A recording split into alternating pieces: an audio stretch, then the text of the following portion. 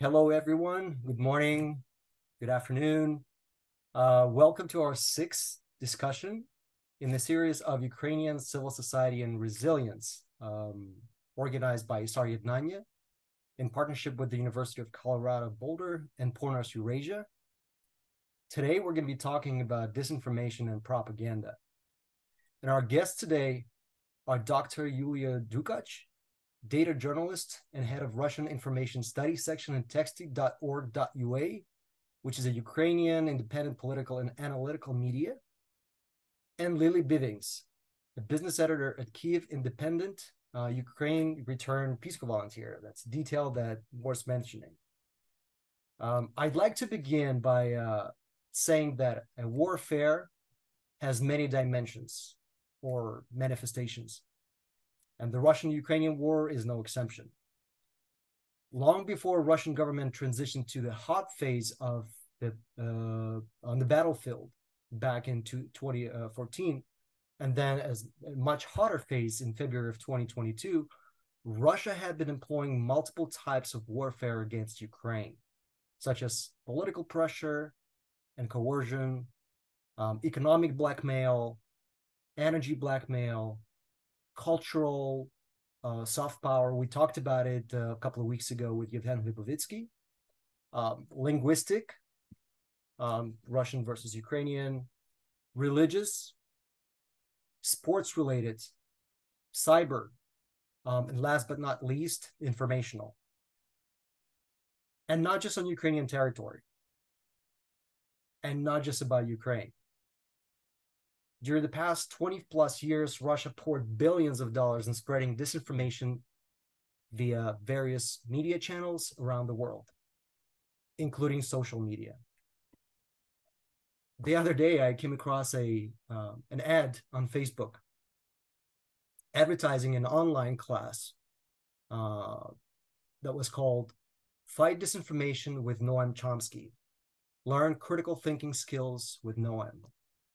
How interesting, I thought, because I recalled a YouTube video with Professor Chomsky, a renowned scholar and philosopher, that was recorded shortly after the Russian full-scale invasion, where he talked about Russia's military response to NATO's expansion, justifying it because he was saying it was provoked. It had been provoked by the US and NATO. He was also saying other things that resonated with the Kremlin's narratives.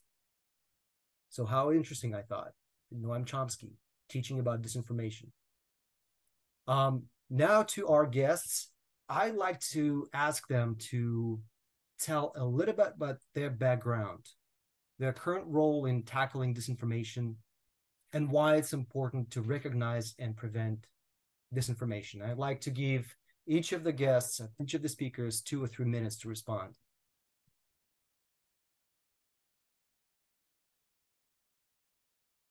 Yulia, why don't we start with you? Thank you, everyone. I'm really happy to be here. My name is Yulia Dukach. I represent independent media, Text.org.ua, and if we are talking about countering disinformation, I think that today, for at least for Ukrainians, the ability to counter disinformation is determines our ability to survive and to fight, actually. And that's why actually in our media, starting from 2018, we started to work on investigation of Russian disinformation in Ukrainian newsfeed. So we, together with some machine learning algorithm, with so-called artificial intelligence, we worked with dozens of thousands Russian language texts. And we tried to compare Ukrainian newsfeed and Russian newsfeed and to find main voices and main Russian actors in Ukraine. From 2022, fortunately, most of Russian voices in Ukraine stopped to spread Russian propaganda.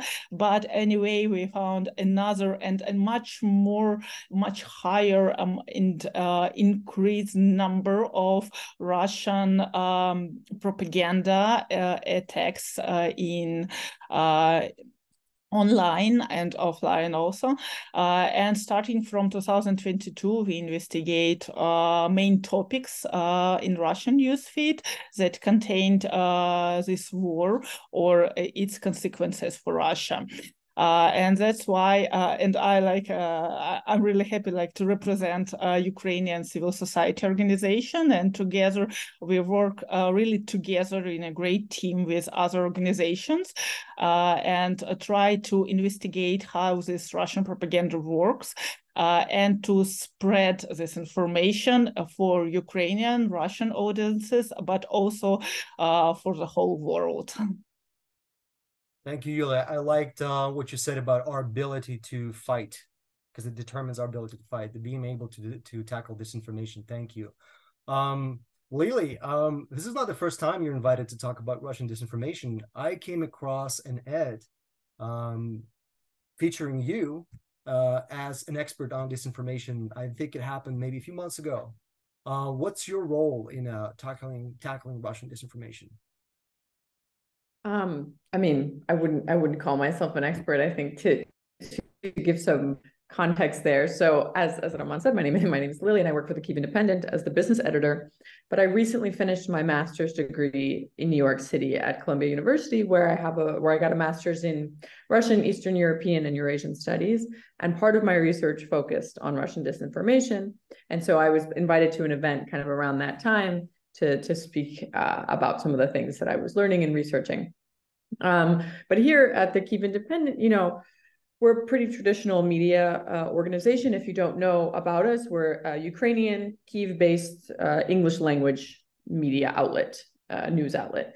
And so, of course, and we're not necessarily engaged in fact-checking or debunking or going after Russian disinformation.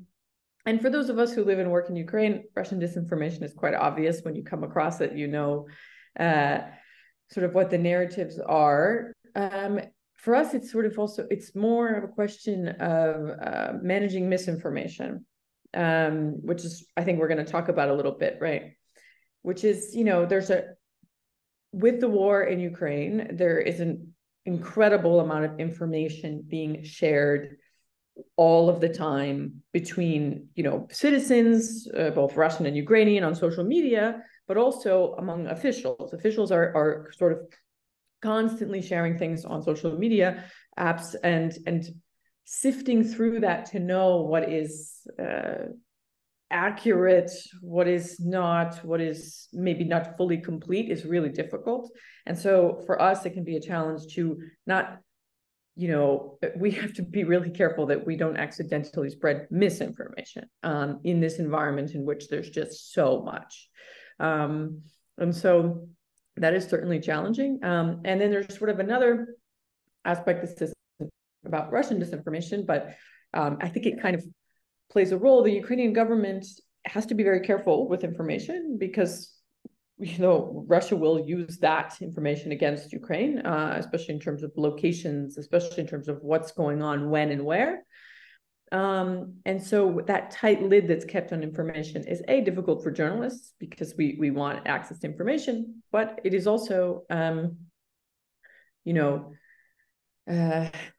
it's sort of hard to know what exactly is happening in the, among Ukrainian officials and things like that. So that's another sort of challenge there about this entire kind of media landscape now with Russia's invasion against Ukraine. So I'll just leave it there for now. We'll get into all these things, I'm sure. Thank you. You mentioned the two terms just a minute ago, disinformation and misinformation. Can you please clarify, take minutes to clarify the difference between disinformation and misinformation to those of us who are not really experts in this, like you are, even though you say you're not? Yeah. Really quickly, it's quite simple. Actually, disinformation is information that is spread with the intent to mislead people or to cause people to make certain decisions. So what Russia engages in most of the time is kind of classic disinformation. They put out or they run campaigns that are with the sole express that they want to sort of push people in one direction or the other, or confuse people and have people kind of not know what's true and what's not. Misinformation is the accidental spread of false information or sort of unwitting spread of false information. So it's what happens a lot on social media. You see a post, it resonates with you for some reason, and you maybe reshare it, even though it's false, and you end up kind of spreading misinformation. And of course, the lines are quite blurred between them. And Yulia might be able to add something to this, but sort of for a brief difference between the two, that's the main thing. Thank you. Well, maybe we can dive more into this by trying to answer the next question before we dive into like the Russian disinformation specifically. But do you have any basic tips on how to recognize disinformation in traditional media and increasingly social media, such as Telegram, X, formerly Twitter, TikTok, etc.? We can have like a couple of minutes each to answer the question. Let me start. I think that the most simple trick is to check if this some kind of content actually give you some kind of emotions, just because it's obviously that it is easier to manipulate people which feel some kinds of emotion, as positive and negative also. And if some kind of content becomes like highly emotional for you, you have to check why actually you feel those emotions. But the main problem with this tick in wartime is that a lot of our wartime information, they are really emotional. It's really difficult to go far from emotion, even for mainstream quality media. And another tick from me will be some kind of, unfortunately, it will work for Ukrainian language content, and I want to share with you such an example of such kind of tick. In Ukraine, we have a so-called white list of media created by civil society organization Institute of Mass Information, which monitor online media and check if they work according to journalistic standards. And in Ukraine, it's quite easy to find this white list. It is it creates each half a year, and we always have like the latest version of it. But the main idea is to find the list of leading reliable information sources. It can be media, it can be experts in some areas, or it can be some voices which you can really trust, and you have like some objectives to trust. Thank you. Thank you. I don't remember the last time I read an article and it didn't trigger any emotions on my part, which is like, I think every article I come across triggers some emotion. And the fact that I click on it makes me sort of like interested in exploring my emotions at that particular moment. But Lili, do you have anything to add to what Yulia just said?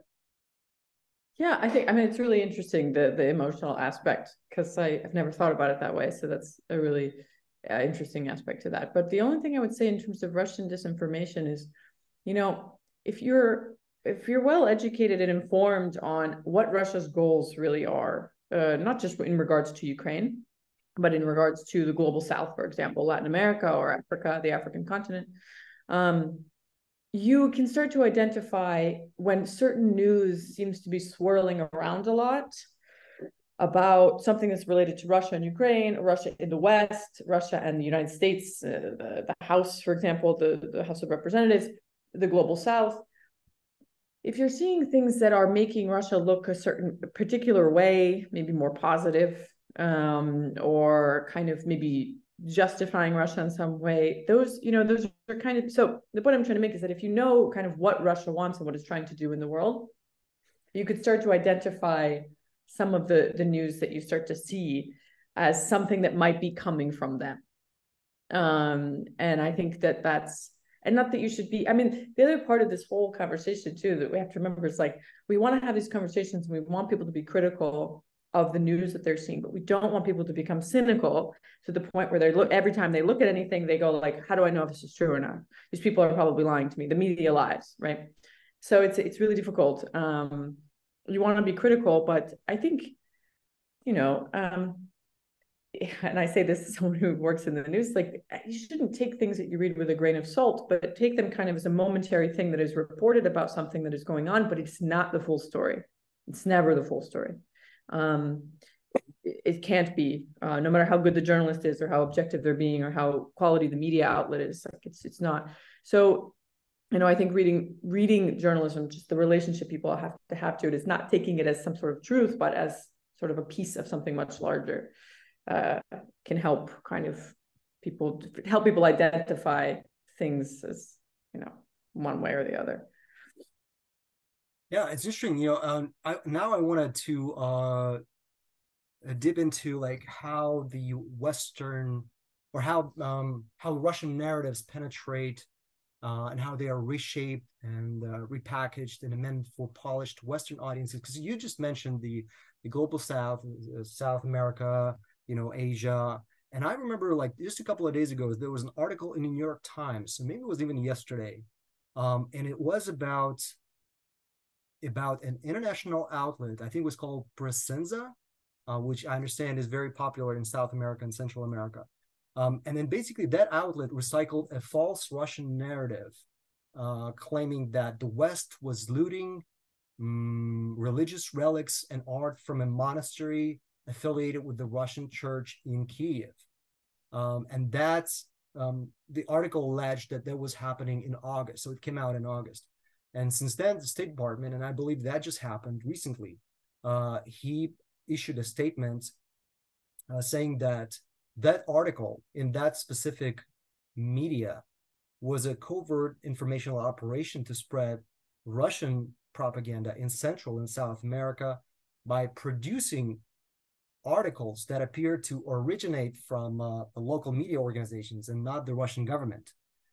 And my observation, by talking to friends of mine from around the world and listening to various pundits, is that those narratives, those Kremlin narratives, fall like a seed in a fertile soil in those societies, in those countries where anti-American sentiments are quite present. Whatever period of history we can talk about, like whatever causes that grievances against the United States. And when I say the United States, I don't necessarily mean the United States as a country as a whole, but anti-American government sentiments. Could you talk maybe a little bit about that, Lili? Like how all of these Russian narratives are repackaged and amended for the polished Western media audiences?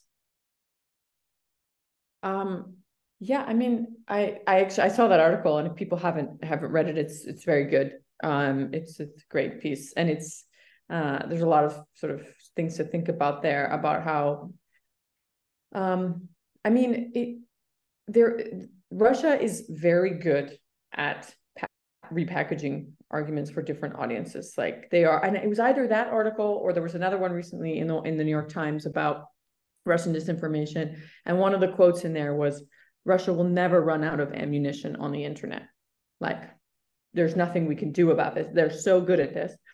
And so they know that in Latin America, there are lots of religious people, especially Christian people. And so an article about how the Americans, the evil Americans, are looting a church is going to resonate with them, because they've done their homework and they know that this is going to work really well with that community.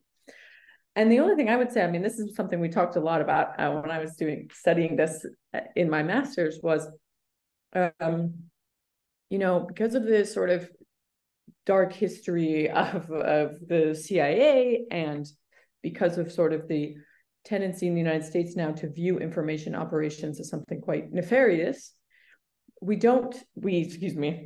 West and Americans don't use information operations to the same extent that Russia does, because it's kind of taboo. They're just blatant. They don't care at all. They'll pull out all the stops, like whatever, right? They'll just lie through their teeth left and right. But, Westerners kind of, at least on the surface, they feel like, no, that we shouldn't do that. That's not good, because it is bad, to blatantly lie to people. But at the same time, maybe like the United States and the West and Ukraine does this a lot. I mean, we can talk about that later during the war, but trying to find more creative solutions to respond to Russia's disinformation operations that involve information operations, because that's the only way you can combat it, right? Well, that's one of the ways. So I think that's sort of the, I kind of took it to the next point, which is, how to combat it. But yeah, Russia is extremely talented at repackaging different narratives for different audiences.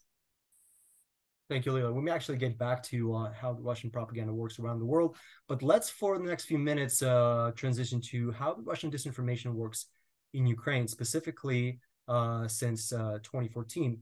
Now, I remember 9 years ago when this war began, there was a lot of talk about, first of all, they would say the Ukraine instead of Ukraine. So I think that's at least one thing that I see changing over the course of the past 10 years. But there were a lot of talk and a lot of terminology thrown around, specifically when describing both sides, which in American and Western media was perceived that, well, the truth is in the middle. It's not so black and white. We don't really know what's happening. It's a bilingual country. It's a brotherly nation with brotherly people. There's a lot of terminology used to describe the war. And at the time, it was called a civil war or conflict or crisis. The people on the other side, who we now clearly define as Russian collaborators or the Russian special operation units, we call them separatists. We call them rebels. Even the whole war, we Ukrainians and the entire world would classify as anti-terrorist operation, and that was the term that stuck for the past 9 years or so, before the full-scale invasion of last year. So can you provide, and I would like to start with Yulia, can you provide with some specific examples of Russian disinformation? For example, like the new types, new sources of variations seeping into Ukraine and the West today related to Ukraine and the ongoing war? I think my first example will be also connected to terms, and I think all of you heard this term of denazification, and it's like Nazi Ukrainians. And I remember how we counted the number of term Nazi in Russian newsfeed and found that it actually started to use in 2022 after 24th February. I remember after it also the New York Times created such kind of investigations and found that Nazification was not the reason of full-scale invasion. Denazification was the term produced by a full-scale invasion. And one of the things, one of the real change started from 2022 was the radicalization of language of mainstream Russian media. I remember that we heard about denazification of Ukraine on some manipulative Russian junk sites, but starting at 2022, the style of text on junk sites, highly propagandistic junk sites. One of the examples is site Ukraine.ru. It's a highly propagandistic site. Their style was absolutely similar to Russian mainstream media in 2022. And fortunately, in Ukraine, in 2022, the main difference from the period before 2022 was that Russian disinformation almost lost its voices. In Ukraine were closed pro-Russian TV channels, the main agents of Russian disinformation. They have been discredited and they lost their possibility to have an impact on Ukrainian audience. And for today, Russian propaganda, the most effective Russian propaganda for Ukraine, it's intensifying internal Ukrainian conflicts. And for today, when we resumed our investigation of Ukrainian manipulative sites, which tend to spread some Russian narratives before 2022, we found that the most manipulative topics are about internal problems, like some economical problems or political problems, about mass mobilizations, about like so-called low speed of some like overwine counteroffensive. Low speed of counteroffensive. And for example, I think that one of the oldest Russian narratives that's still alive on those manipulative sites is some kind of really non-existent oppression of Russian speakers in Ukraine. So it's one of the small list of old Russian narratives in Ukraine that are still exist. But we understand that for today in Ukraine, starting from 2022, Russian propaganda do a lot to increase attention to internal conflict and to show that Ukraine is so-called failed state. Yeah, thank you. While you were describing all of these narratives that I clearly remember, it's like finding the audience that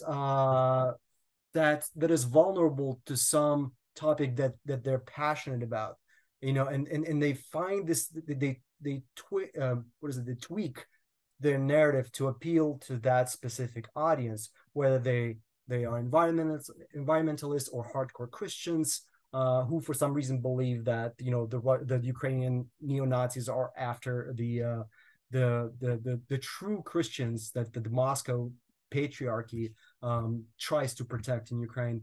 Lili, you came to Ukraine in the middle of the war. I think it was, definitely a few years ago. I want to say 6 years ago. I may be off here, but 6. Yeah. You must remember like how you described to your American friends what was going on in Ukraine, and how has your perception changed since then? And basically to reinforce Yulia's response, and how has the narrative changed since 2014? Yeah,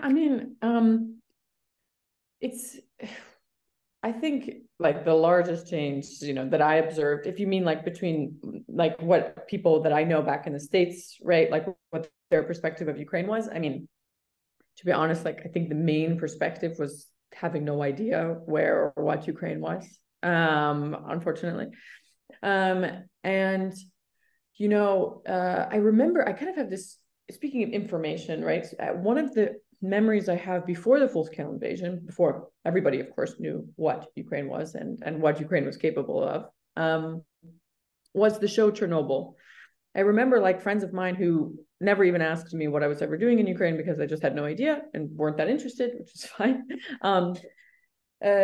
Watched that show on HBO because it was incredibly popular, and all of a sudden kind of knew something about Ukraine. Well, they knew, first of all, that Chernobyl happened in Ukraine. Like it was a Ukrainian tragedy. It was a Soviet tragedy, but it was something that happened on the territory of Ukraine. And I think that was like, in terms of, it wasn't an information operation, obviously, because it's a fictional TV show, but it still can kind of have almost the same effect, right? Which is about getting information out there to people so that they have a certain idea about something and a certain perspective of a certain place.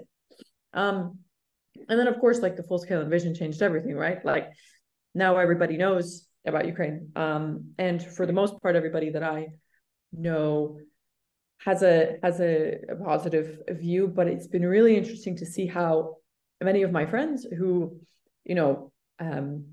based on the social circles that I have in the United States, most people are very progressive, some even quite very progressive, even left, left of, not left of left, but on the left. How so a lot of the sort of disinformation narratives have seeped into the things that they say when they talk to me about Ukraine, whether that's saying, why isn't there a ceasefire, or saying, well, this is NATO's fault, or, well, there are Nazis, or, well, and I've had to spend a lot of my time explaining why none of those things are true.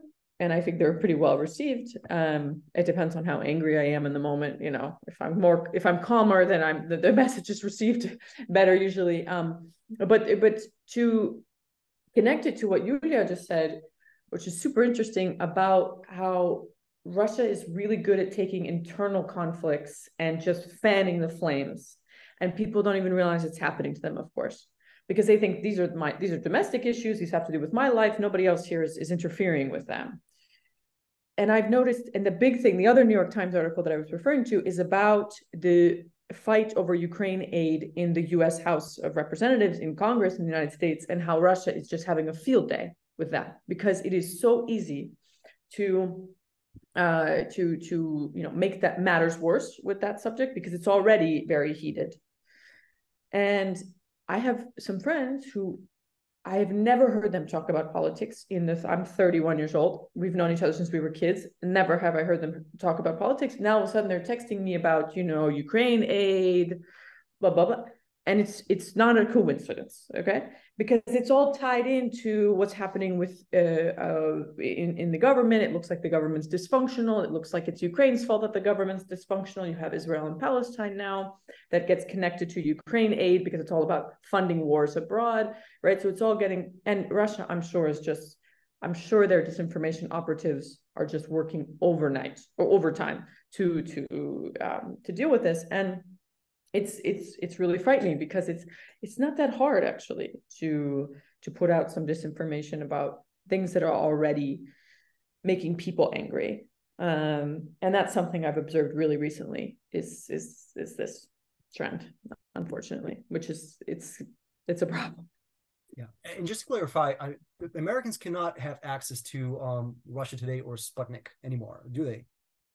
No, there's no access to those channels, but there's plenty of fake Instagram and Twitter channels and whatever kind of things. And also, I mean, especially I think with political groups, leftist political groups, oftentimes there's been investigations done, will have sometimes ties to Russian people or operatives, and that's how that information kind of gets seeps into either the far right or the far left. Sorry, my reference point is just more the left, but the far right as well. Yeah. No, thank you. I have a question for Yulia. How is Ukraine combating disinformation? More specifically, what are some of the civil society organizations that are doing something, if there are any civil society organizations, and what specifically are they doing to counter Russian disinformation? What kind of tools are being used or developed? I can talk about it for hours, but I will try to be short and underline main approaches, which are really useful and which are really cool to work together. So first of all, we are talking about fact-checking projects. We have a lot of fact-checking projects on local level, on national level, and even those projects that became international, like Stop Fake project. So fact-checking is really important side of work to debunk all the fakes, but it is impossible to debunk everything. That's why another area of work is about media literacy projects and initiatives which try to teach for critical thinking, for some media literacy. And they are also connected to another approach. It's about media standards watchdogs. We have at least two great organizations which monitor media and which do a lot in area of journalistic standards. They are really highly connected to this topic of media literacy, just because they try to highlight what is the problem with bad quality journalism, what is the problem with anonymous informational channel, for example, in Telegram or in another social networks. And of course, another part is about producing high quality news. I will tell that all the quality editorial teams which produce really cool journalist content, they do a lot for fighting disinformation, just because shown to mass audience what is the high quality journalism is. And the last but not least, just because I represent this approach when we fight disinformation with some like machine learning tools and work with big data, just because even for media standards watchdogs, it's impossible to monitor everyone, and it's impossible to monitor, for example, some social networks, just because we are talking about thousands of texts every day, every hour, maybe even.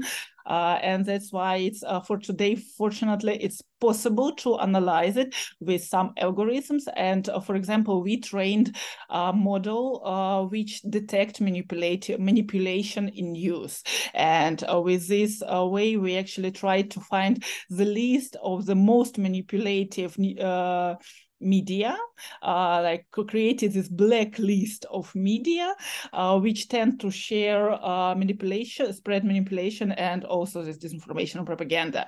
And at the same time, from 2018, in Ukraine was created so-called Disinformation Coordination Hub. And for today, all these different civil society organizations can interact with each other. So we are highly connected. And for example, we are in our media, we don't do any fact-checking, but we contact with fact-checking organization and work together, for example, on some kind of investigation. And the last thing I want to add to this, like great area, which I already told that I can talk a lot about our experience, just because it's really big and started not in 2022, but almost in 2014, actually. But fortunately, in 2021, in the Ministry of Culture was created the Center of Strategic Communication. It's like governmental structure, but their main role is to connect civil society organizations with state. So they actually try to aggregate all the investigations and findings and to communicate them to politicians and decision makers. So they like do as best as they can. Of course, we can like always discuss about this possibility to communicate to government from civil society organizations, but at least we have this link and we have this channel to communicate main problems, and we know that government doesn't have such power to make a lot of investigation as CSOs do for today, and that's why it's really important to communicate with each other, not only with other organizations in CSOs area, but also with government and with media. And thank you. It sounds like you're also using artificial intelligence tools to identify Russian disinformation. Are you? Yeah. We don't have to talk about those. Unfortunately, I just want to add, unfortunately for today, it's possible to use artificial intelligence to detect disinformation, but unfortunately, it's also possible to use it to create disinformation. Totally true. We all know that the Russian media, the traditional Russian media and Russian social media are highly censored in Russia. What can you tell us about the so-called independent Russian media, especially those in exile? Should we trust them? What are your observations? Lili, we may start with you. Sure. So there are ones that can be trusted. I mean, just to list, I mean, Medusa is one of the biggest ones, and they live in exile, of course, and they, I think they do a very good job. I mean, there's one that's quite good that I really like is The Insider, which does more Russian independent investigative journalism. They're very good. I think, there have been some sort of scandals, if you will, that happened in the media community between Russia and Ukraine, and I think some people are aware of, which is like there was a TV Rain, was an independent Russian like TV outlet kind of media, and they were in exile in Estonia. Correct me if I'm wrong, Yulia. I think it's Estonia. Yeah, they're in Estonia, and they. Essentially, one of their reporters, for whatever reason, decided one day that he on air would say that they were collecting money or trying to find ways to support Russian soldiers. Now, I think I don't really know the full story, but I think he, as a Russian, he feels bad for these people that are also being sent to die, you know, whatever. So that was a huge scandal, and it kind of, when things like that happen, I mean, he was fired. I think they lost their ability to even be on the air in Estonia, but they moved to Sweden, and Sweden welcomed them with open arms and allowed them to be on the airwaves there. But when things like that happen, it just kind of hurts their street cred a little bit, because people are worried that even if they're independent journalists, what if they're still kind of sympathetic? You know, I was at I met some you know, Russian independent journalists recently, and you know, it's hard because of course they are still from Russia, they are Russians. It's difficult for them to completely condemn their entire people, right? Their mothers, their fathers, their siblings, you know, like, it's hard to ask people to do that. And so sometimes, even if they're independent journalists and they're trustworthy, they are, for some people, they still originate from Russia, they still have a Russian perspective, and so they are suspicious. So it kind of depends on how you approach them. But if we're talking about their literal journalism, I would say that Meduza and the Insider, like, they're doing their job, for sure.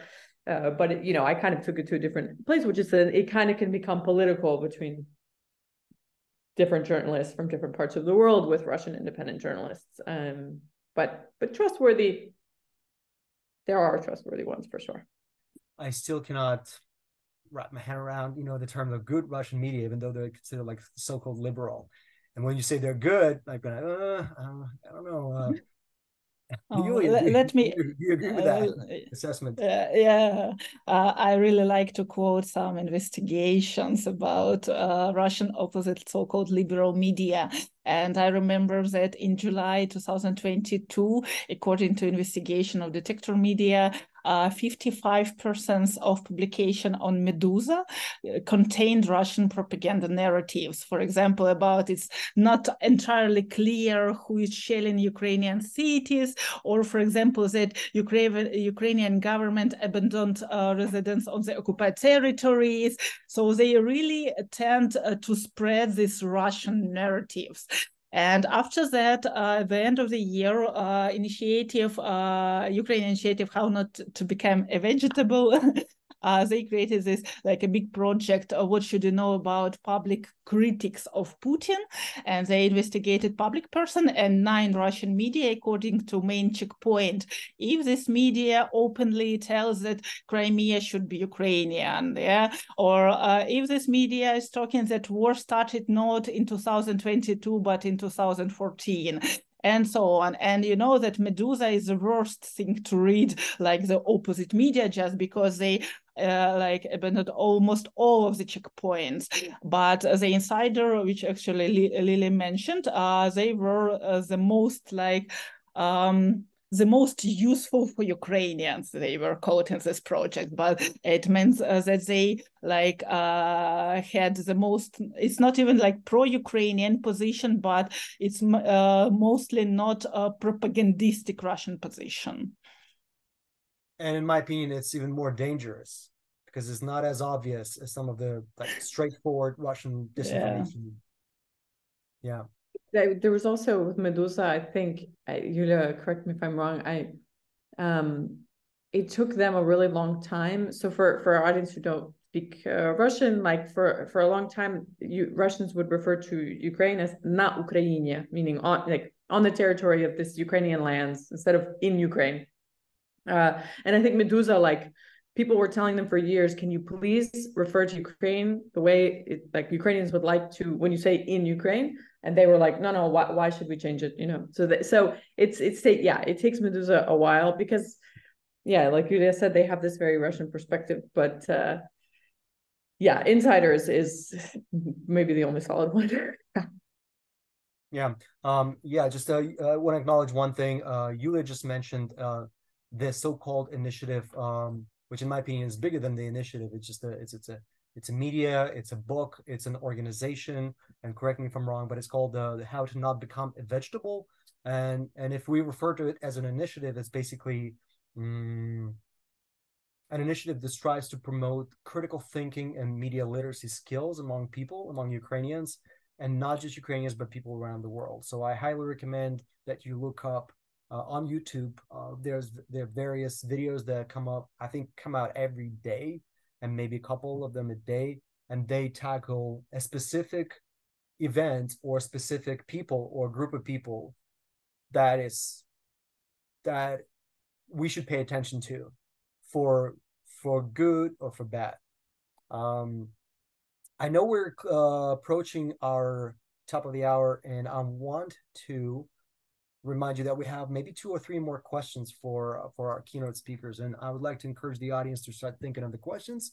And if you do have a question, I suggest that you use the chat function in our Zoom link to send your question in, and we'll try to address it.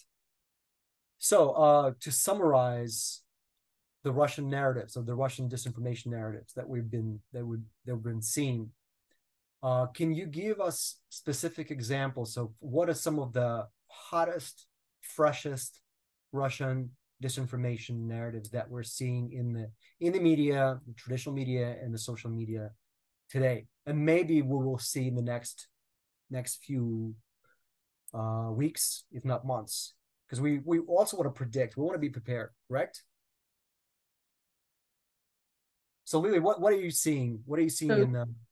Yeah, so just I think the big one that I talked about at length a little bit, I mean, went off about a little bit, was the one, if you're an American, if you're in the United States, the big one is going to be about Ukraine aid, and the fight that's happening over Ukraine aid, and the fight in the US House of Representatives, especially, like, that is going to be the place where Russia is going to be pulling out all of the stops to try and divide people as much as possible. Also with Israel and Palestine, I imagine, as well.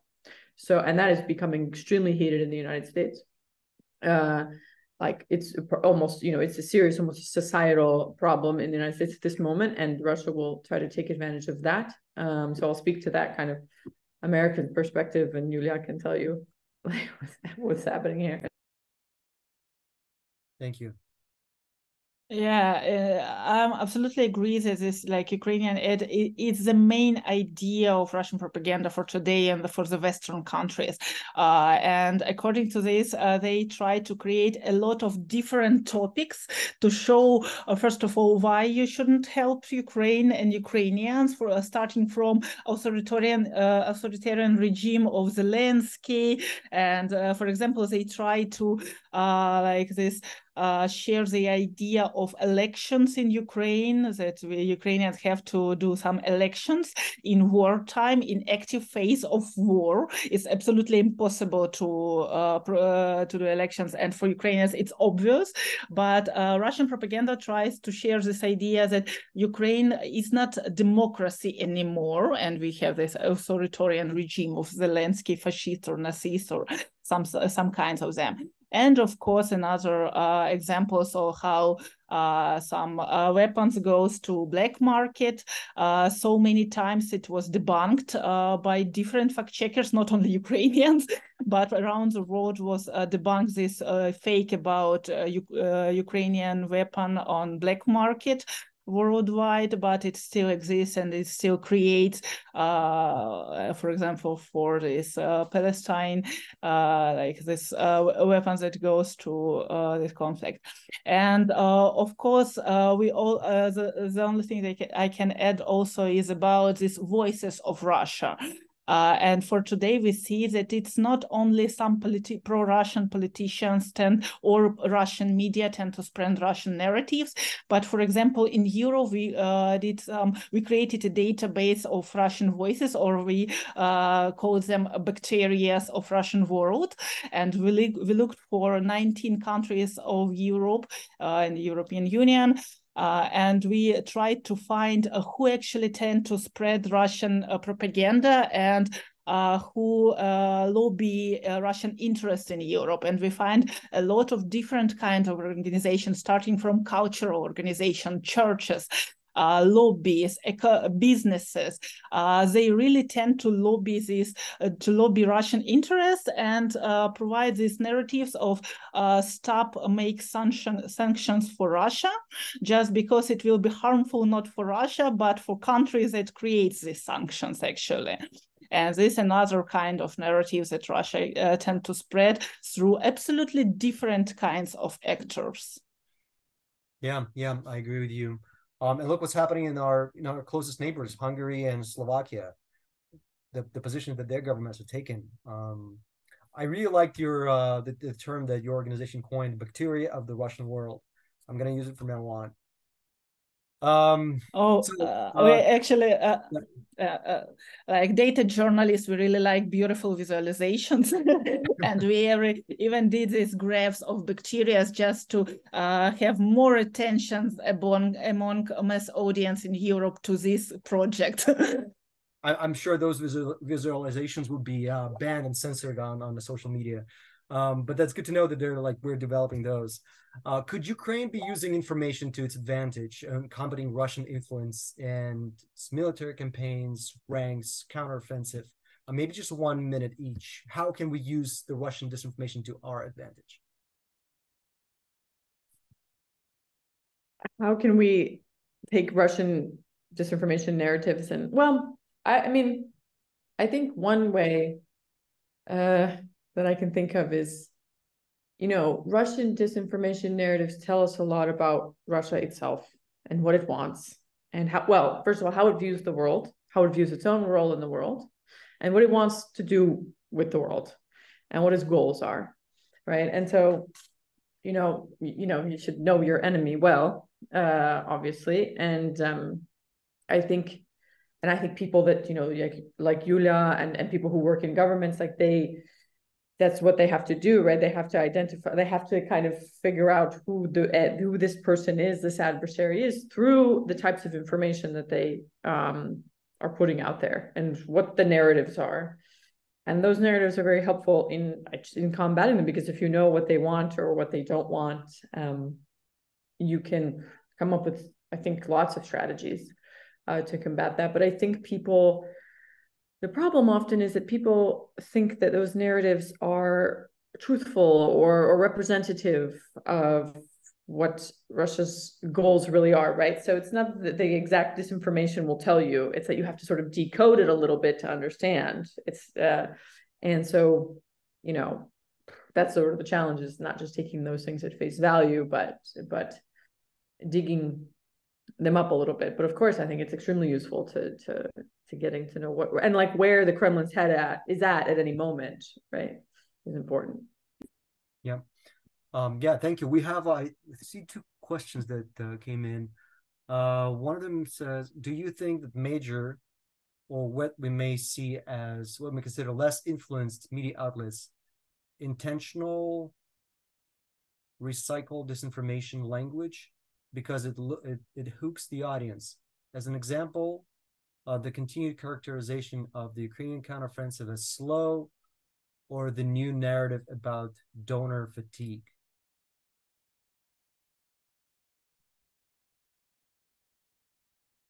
I don't know if you have anything to say about this, Julia, but I know that, there's a trend, and I don't want to speak too much about it because I don't remember all the details, but I remember in some of my research that, there's less influential media outlets will kind of use very kind of sexy news pieces to get attention, but it's not always intentional. There was a really interesting study done about how local newspapers, because they don't have a lot of funds to have enough journalists on their staff, they have to oftentimes use they republish things that are published in other outlets, and not to without permission. There's sort of these kind of syndicated things where they have permission to publish certain things, and sort of unwittingly, some of these publications were republishing Russian disinformation, but it's because they wanted content for their readers, not because they wanted to spread Russian disinformation. So the lesson that was learned there what's that local media outlets need more funding, they need more support, they need more attention, so that they don't go, you know, to these deals where there's packaged kind of content for them to publish that is sometimes really bad quality content or Russian disinformation. So yeah, that is something that happens for sure, and that's why media, especially smaller outlets, need to be supported. Thank you. Yulia, do you have anything to add? Actually, I want to add that it is really more and more difficult for small media to get their audiences. For example, in social networks, X or Twitter and even Facebook, they actually cut the number of audience for different media around the world. And for today, it's much more difficult for media to get their audience in social network with neutral content. That's why we know that a lot of small editorial teams, they tend to use clickbait and other types of manipulation with emotions. But, you know, anyway, it is a choice to use some inappropriate sources of disinformation. So we can tell, I'm not sure that we can speak that, oh, they have a small team, they don't have enough money, so they use the first like content, the easiest content they can like repack and spread for their audience. It's always about the decision. And I know that a lot of different medias, small media outlets in different countries, they tend just to get some money from Russia. It's not about the easiest way, but it's the easiest way to get the money. It's not the easiest way to get the audience, just to get some funding from Russia, some closed, not open funding, like for some grants from big donors, international donors. So sometimes we are talking not like about intentional spreading of Russian propaganda by local, national level outlets. Thank you. Thank you. I have my favorite question just that disappeared in the chat, the Q&A. How do you counter the issue of corruption with Ukraine for continuing Western support for the war effort? I see Yulia, you're about to jump in and start answering. It's very painful question, just because we have this question in almost all of the discussion about Ukrainian aid, Ukrainian CSO, and you know, the only thing that I can tell about is that in Ukraine we have a great team of investigation journalists, a great teams of different civil society organizations who actually do a lot of investigating corruption. But what actually I want to highlight that in Ukraine it is possible to investigate corruption, because we have, for example, open system of government procurements. We can investigate it because we still, even in wartime, we still have some kind of open data from government. And it is possible to check openly for civil society activists. And why actually topic of corruption is so popular? Just because we have investigation in it. Yeah, and if we will not have the possibility to investigate corruption and to fight against corruption, you will not know about corruption. And if you're hearing about corruption in Ukraine, it means that we have this we have this process of fighting corruption. And I think it is the main point that Ukraine is not Russia, and in Ukraine we have open data and real civil society organizations that work in opposite to government that try to detect problems with our, for example, procurement system. Thank you. Yeah, Thank you. I would just add really quickly that, you know, Yulia made a really good point, which is that at every single event about Ukraine, we're not even talking about corruption in this event. It gets brought up. It's always the question that people have. And I think that this, in my view, it's a lot of it has to do with what Yulia said, which is really interesting, but also it's the success of Russian disinformation that people always associate Ukraine with corruption. That did not come out of a vacuum. That did not come from the fact that Ukraine is really corrupt and inherently corrupt. There are problems of corruption here, of course, but it comes from decades now at this point of Russia telling the whole world how corrupt and backwards and screwed up Ukraine is. And it has, I mean, I hear it from people who know nothing about Ukraine. It's not a coincidence. It didn't just, appear.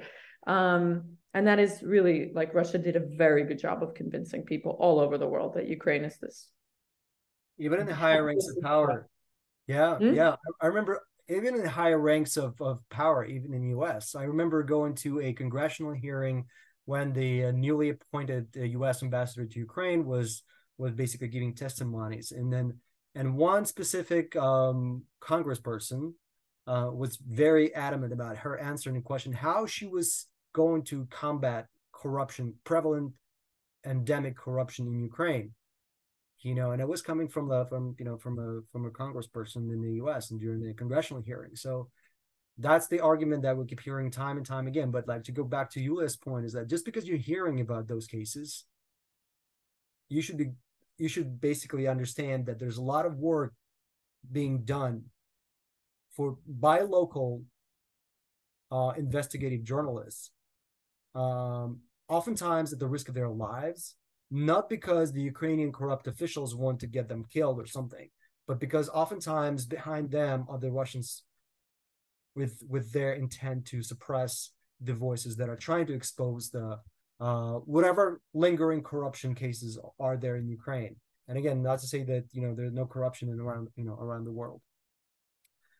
See, I'm getting passionate all of a sudden right now, but I think I want to thank both Yulia, and I don't see any other questions, but I want to thank Yulia and Lili, because we're about to end our discussion, and tell you, I don't know if you're going to like what you're going to hear or you're going to get worried, but my teenage son, who's about to turn 17, is thinking about becoming a journalist, not just a journalist, but someone who'll be doing investigations about some bad people. So I'll probably be calling you or messaging you at some point in the future, asking for your opinions or for your advice. But I just want to compliment you for the great and important work that you're doing in your realm specifically. It's very important to me. It's very important it should be very important to every single citizen of the planet, basically, especially in the times that we're seeing right now. Unless we have a great addition to our chat, or our webinar chat. I want to thank Olga, our friend Olga from isar.ednannia, who uploaded various cool resources to learn more about Russian disinformation, about how Ukraine is tackling Russian disinformation. So I highly recommend that you go to our webinar chat to see what Olga has posted, and you have maybe a minute to copy everything or click on everything, and so that you don't forget. Those are fascinating resources. I want to thank Olga. I want to thank Isha for being the person behind the scenes. Without her, it wouldn't have been possible. Thank you so much. We're happy to welcome you to our team. We'll be happy to see you in Ukraine at some point. And let me just see if there are any other messages. Oh, and just a reminder, this video, this discussion will be uploaded on YouTube next week. And there you will find other recordings of the previous discussions, which you may find interesting if you missed them for whatever reason. Once again, thank you for joining today. Next week, we'll have our last discussion this season. And we're working to get a very interesting speaker to attend and speak at that discussion. It's not set in stone yet, but we're working on it. So I highly recommend that you join us next Friday at the same time, 10 a.m. East and 5 p.m. Ukrainian time. Once again, Yulia, Lili, thank you so much. Your input was tremendous. And good luck. Thank you. Your work. It's Friday. I hope you get some time to relax tonight. And thank you everyone for joining. Bye. Thank you. Thank you.